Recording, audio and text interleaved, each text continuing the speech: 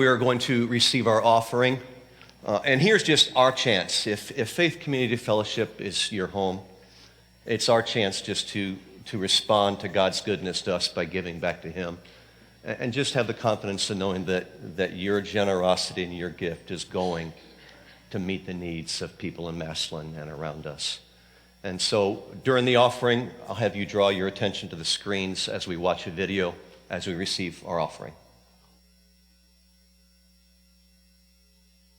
Huge percentages of people, 91% believe that Christians are anti-homosexual, 87% believe that we're hypocritical, 84% believe that we're judgmental.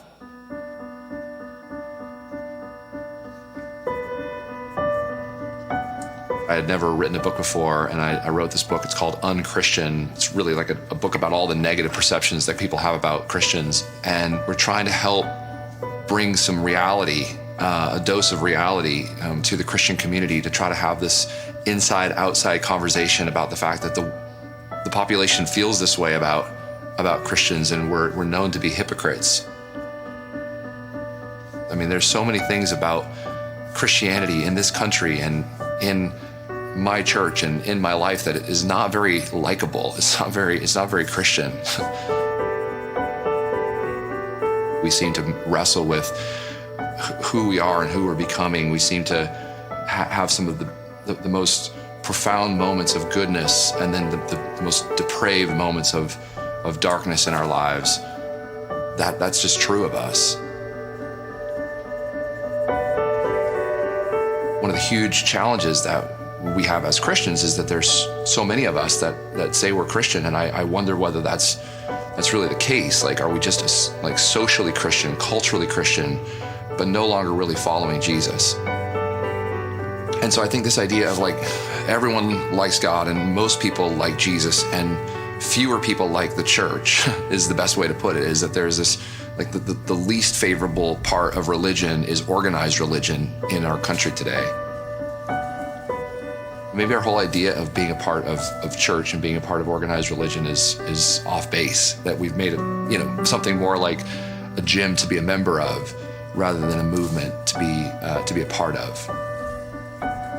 I also see times in the things that we work on with faith communities, you see people bringing some of the best things to their communities. They're serving the homeless, or they're working with at-risk teenagers, or they're willing to do and invest in young lives in ways that are really at personal cost to themselves. And among this group of people called evangelicals, even though they have a terrible reputation in many ways, they actually give something like 10 times more money towards charities and towards churches than anyone else in our culture. They have a lot that they don't do right, but there's some things that are really amazing about their lives and the way they give and the way that they care for their communities and the way that they invest in others. And I think that's an example of faith really working.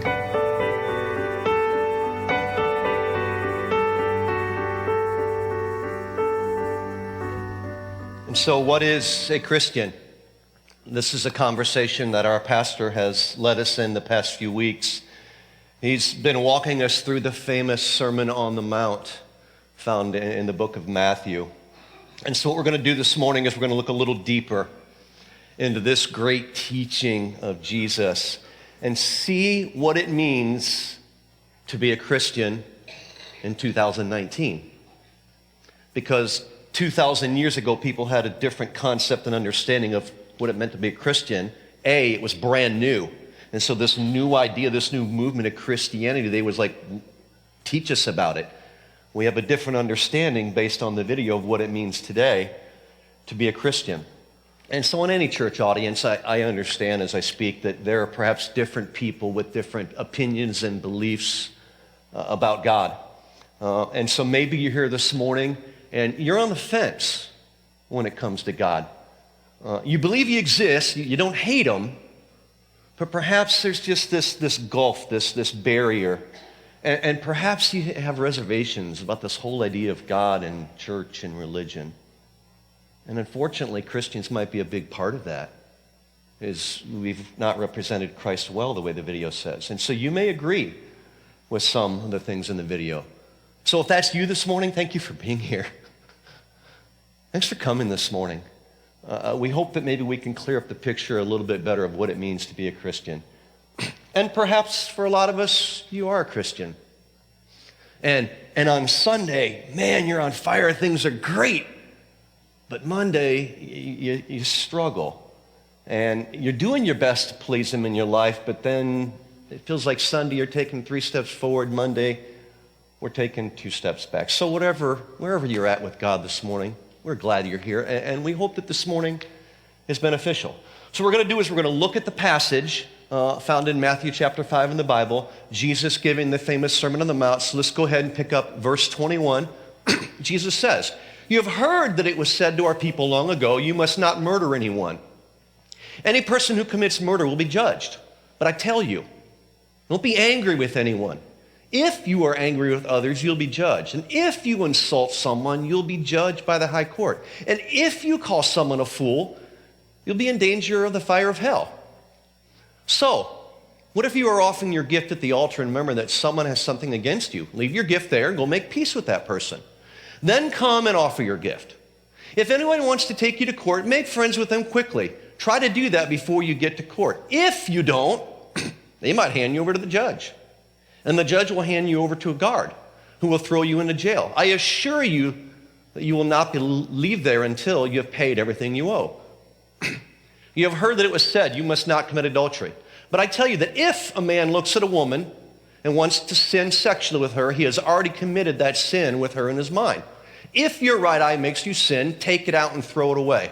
It is better to lose one part of your body than to have your whole body thrown into hell. If your right hand makes you sin, cut it off and throw it away. It is better to lose one part of your body than for your whole body to go into hell." Let me be perfectly clear after we read these verses. Don't poke your eye out and don't cut your hand off. Okay? Don't do that. Jesus was not saying literally you have to do that. He was saying that if whatever part of you, if there's something within you about you that's causing you to sin, you need to distance yourself from it. So please don't do this. Okay? Can we all agree we're not going to do that? Okay, good. Now we can continue. Jesus says, "It was also said, 'Any man who divorces his wife must give her a written notice of divorce.' But I tell you that if any man divorces his wife, except the problem of sexual sin is causing his wife to be guilty of adultery. And whoever marries a divorced woman is guilty of adultery." So do you see what Jesus just did in these verses? He raised the bar for how Christians are supposed to live. And so in your notes, first you'll see that a Christian is called to a higher standard. Jesus says that they already know not to murder somebody because that's not cool to murder somebody. So don't murder anyone this week, okay? Jesus said you already know not to do that. But I'm taking it a step further. I'm raising the bar, Christians. I'm raising the standard of don't just kill somebody. I don't want you to be angry with somebody. He said it's not good to commit adultery. It's not good to have an affair. It's not good to break the marital trust. But Jesus raises the standard by saying, don't look at somebody in a lustful way. Don't even look at them in a way that's unhealthy for you, that's going to create this barrier with you and God. So this may seem over the top for Jesus to have this higher standard for a Christian. But we need to understand that if we're a Christ follower, if we're a Christian, we have the love and power of God inside us, and it should manifest itself outside us in the way that we live. And Jesus makes the case for this higher standard when he's talking to his disciples in Luke chapter 12. He says this, "Whoever has been given much will be responsible for much. Much more will be expected from the one who is given more." The thing is all of us, whether we're Christian or not, we're all used to this higher standard. We're all used to pursuing higher standard. As parents, we want our kids to get good grades, don't we?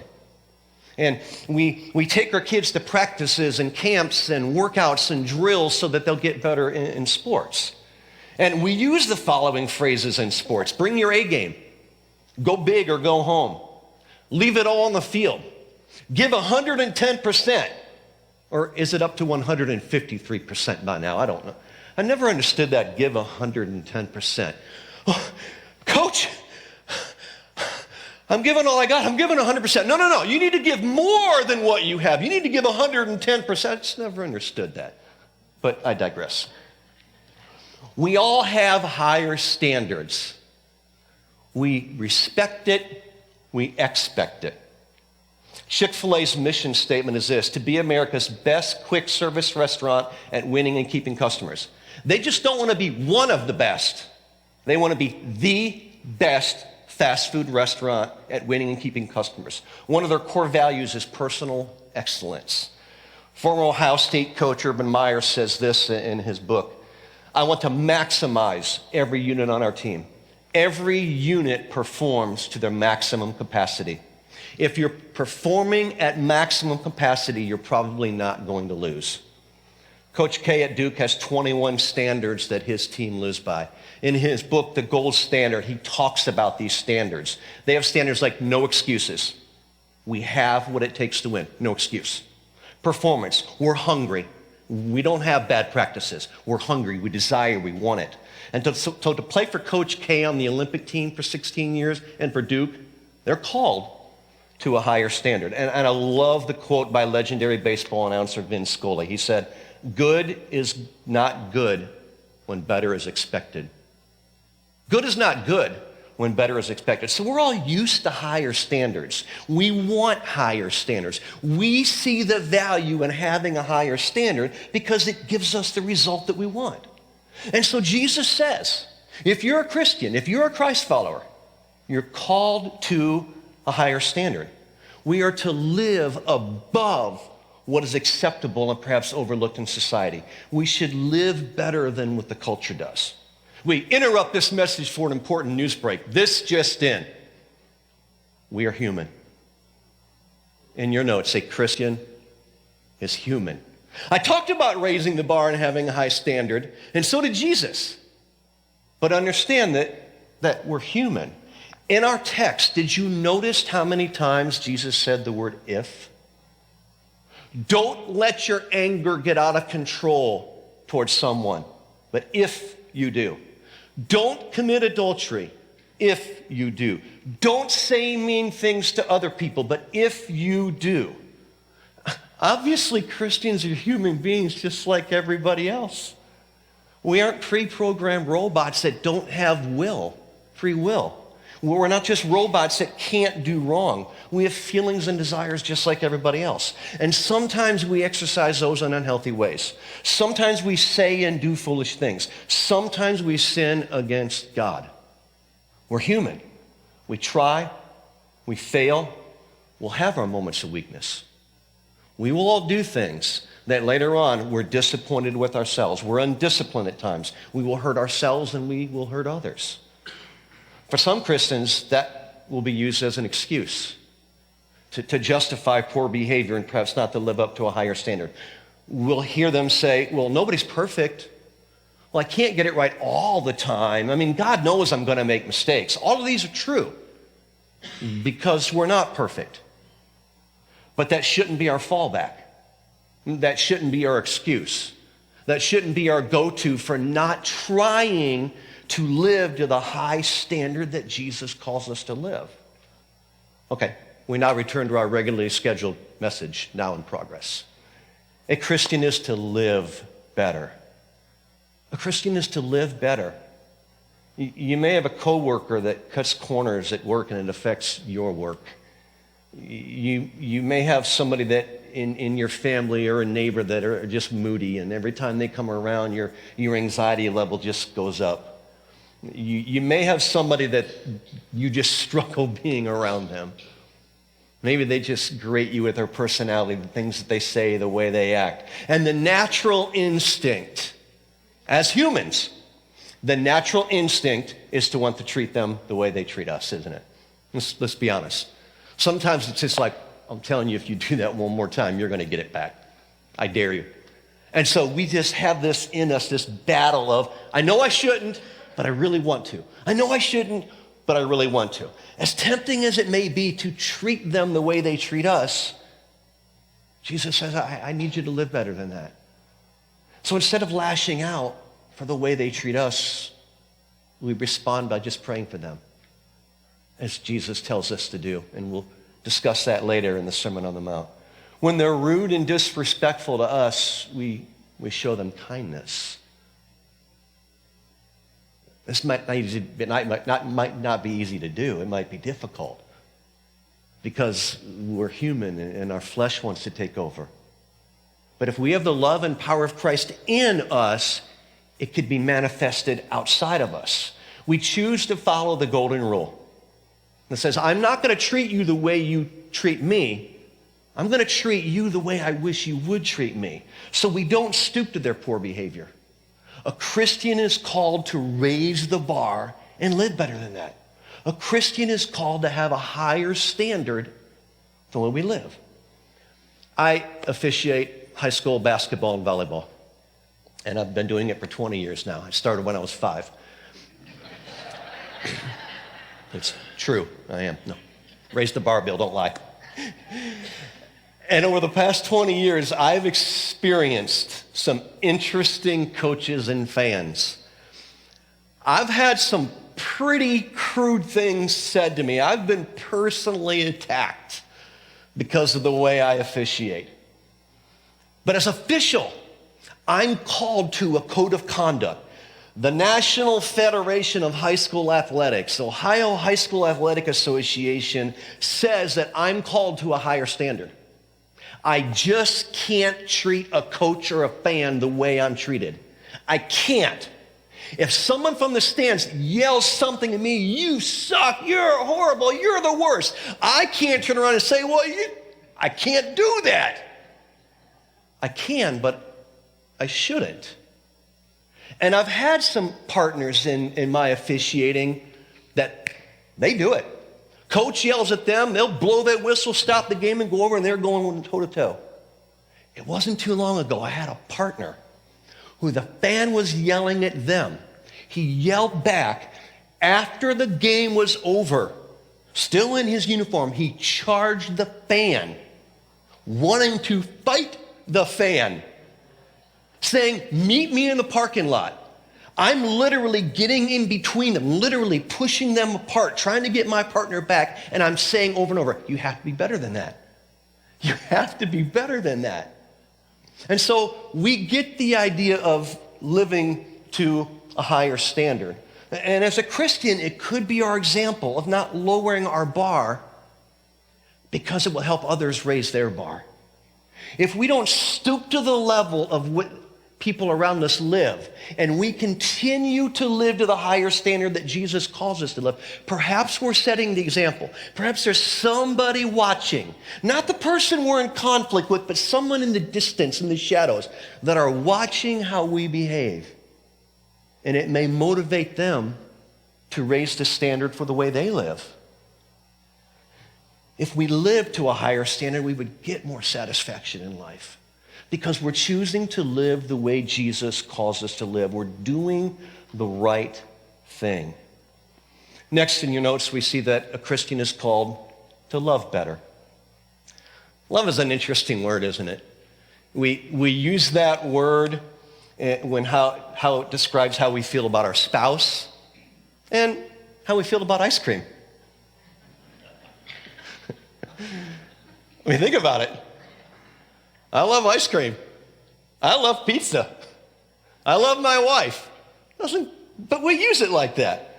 Now, permit me to break down some relationships so that we can visualize what it means to love better. And if you're a Christ follower this morning, this is what Jesus is calling us to do, to love better. So think of the child-parent-grandparent relationship.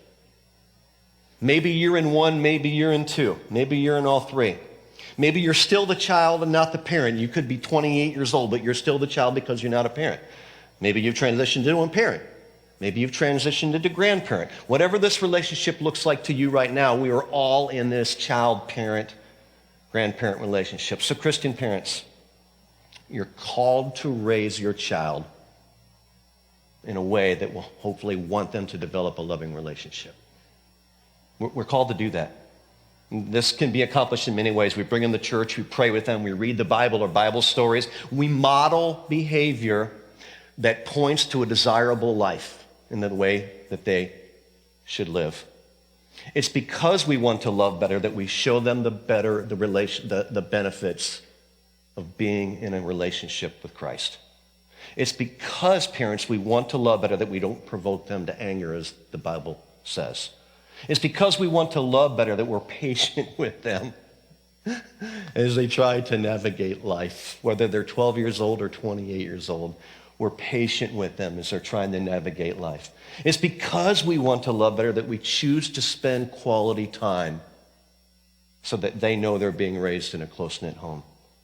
It's because we want to love better that we teach them that they're valuable in the eyes of God and in you so that they develop confidence. And for the grandparents in here, you have that same awesome privilege to model that kind of behavior. And maybe you're sitting here thinking, well, my kids don't model that for their kids.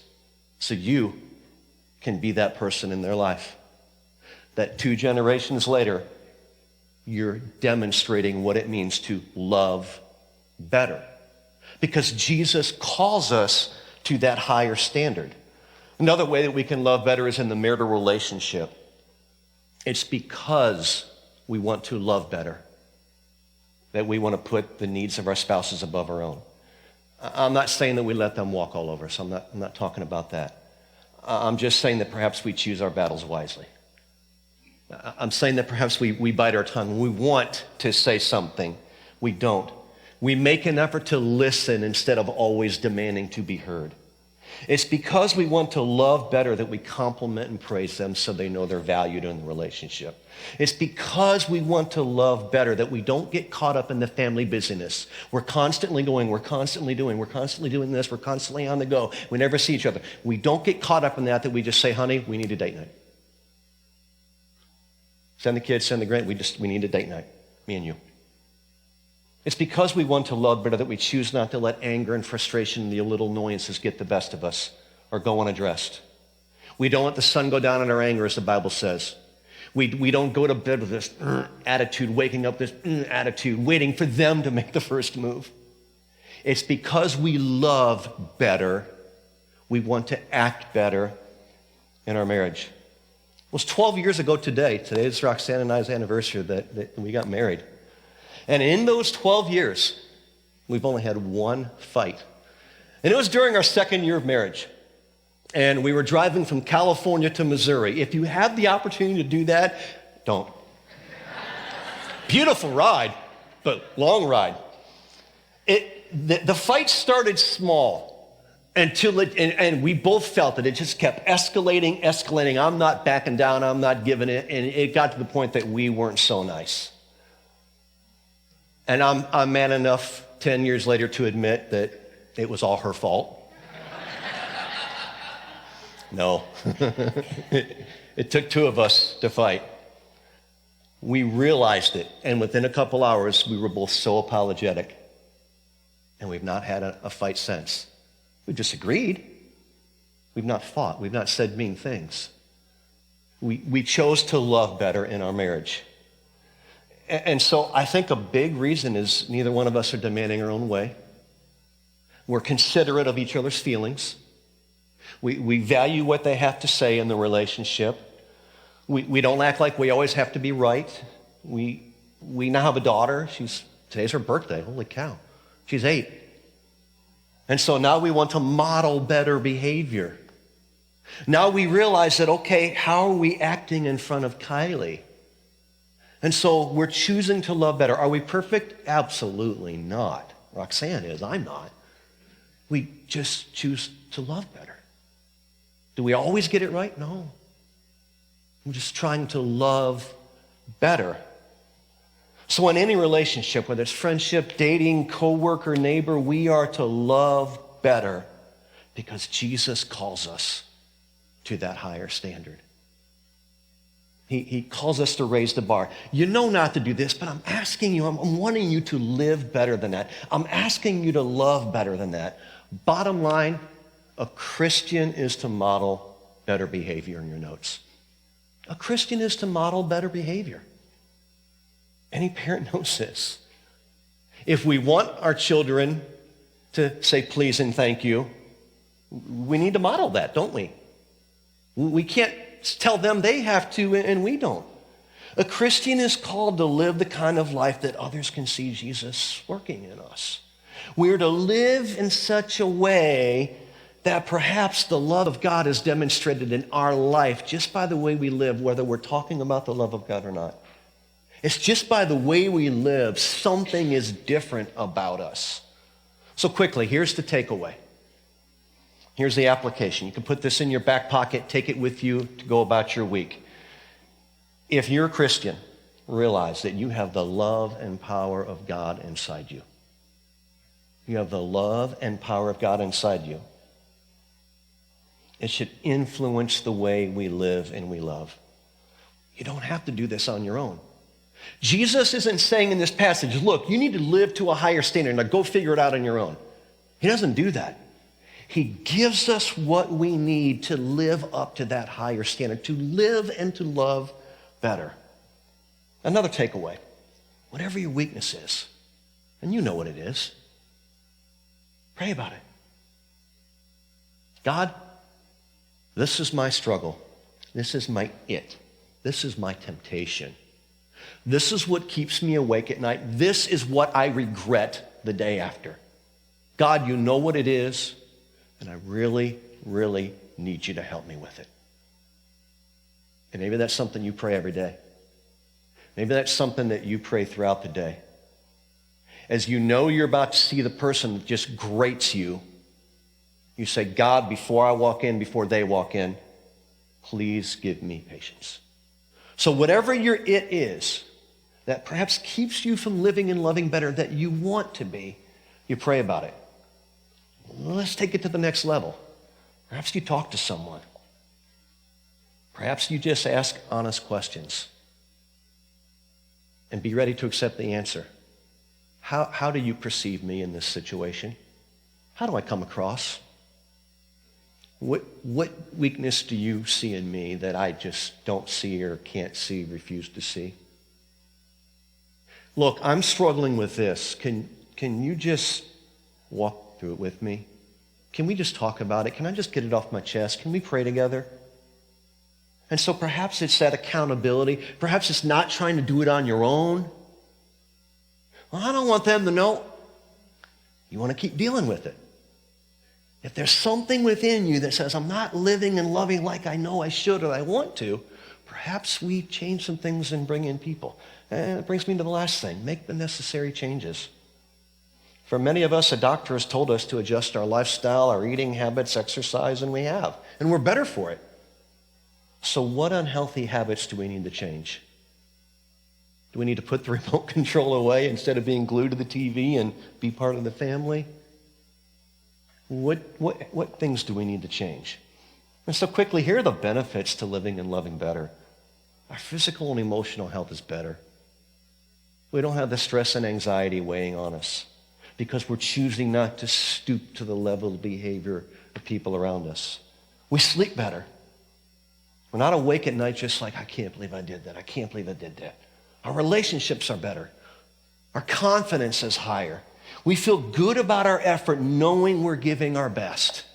We have more satisfaction knowing that I did the right thing in the moment with the person who wanted to drag me down.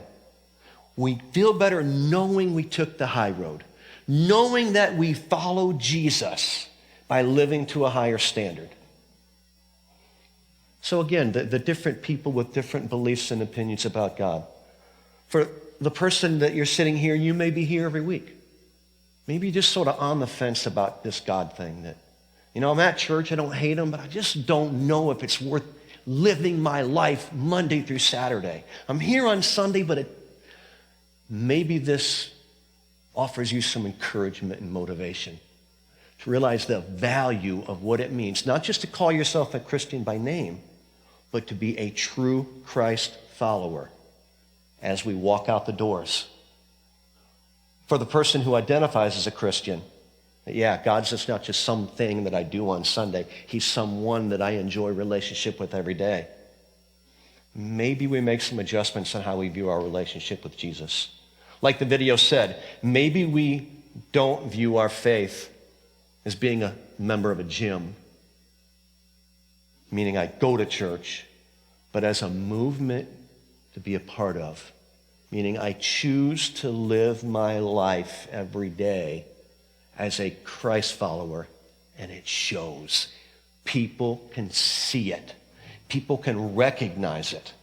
Perhaps we step our game up and we give 110% in how we live and how we love. Why? Because Jesus calls us to do that. Jesus is telling us in our passage, what it means to be a Christian is you live and you love better. We raise the bar. We're living to a higher standard. And for all of us, maybe we live up to the words of baseball announcer Vince Scully when he said, good is not good enough when better is expected. Let's go ahead and pray. God, we're so grateful for this passage in the Bible.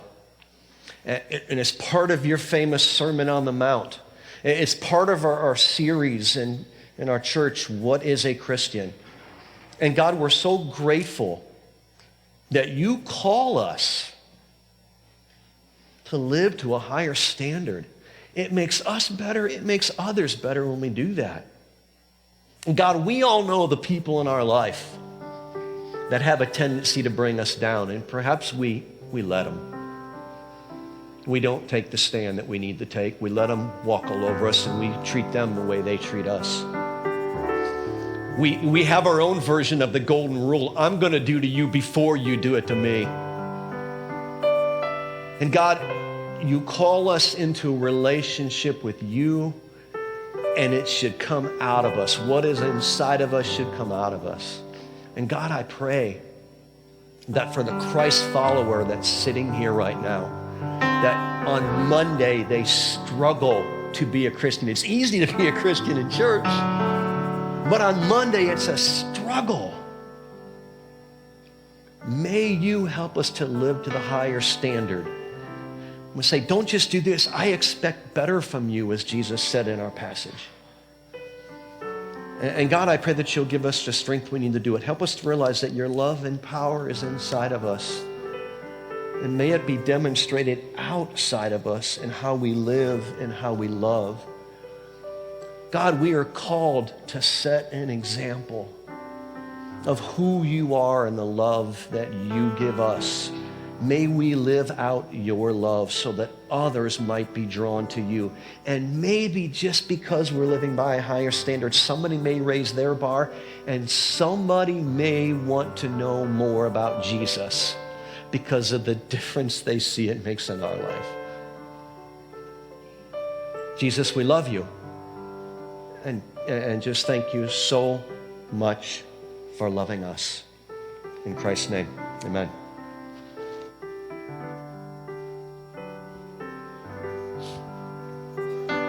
You'd go ahead and stand, please.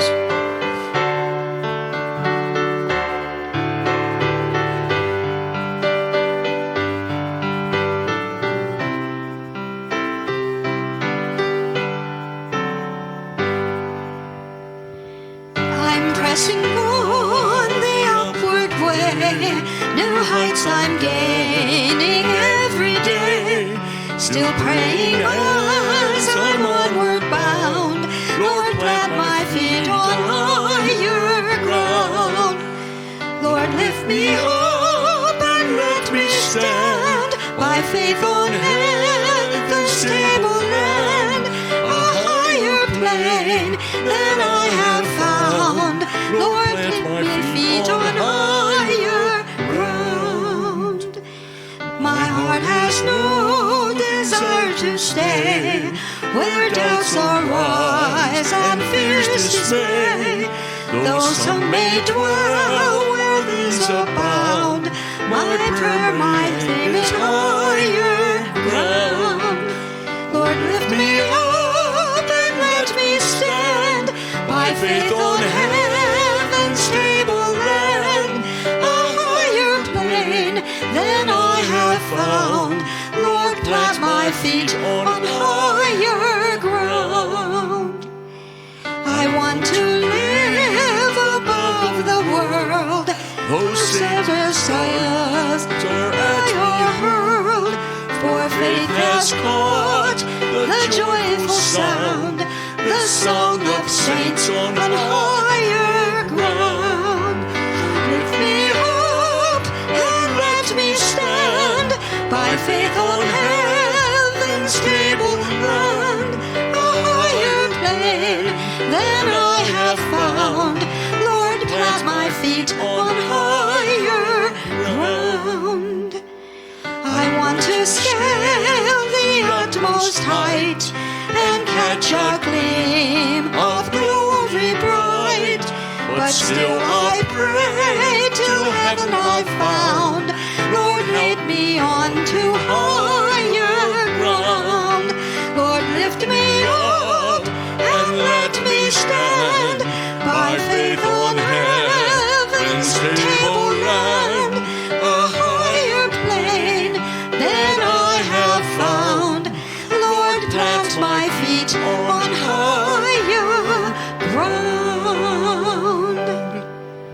If you think about the songs that we sang this morning, since Jesus came into my heart, more about Jesus would I know, and then higher ground, I want to live above the world.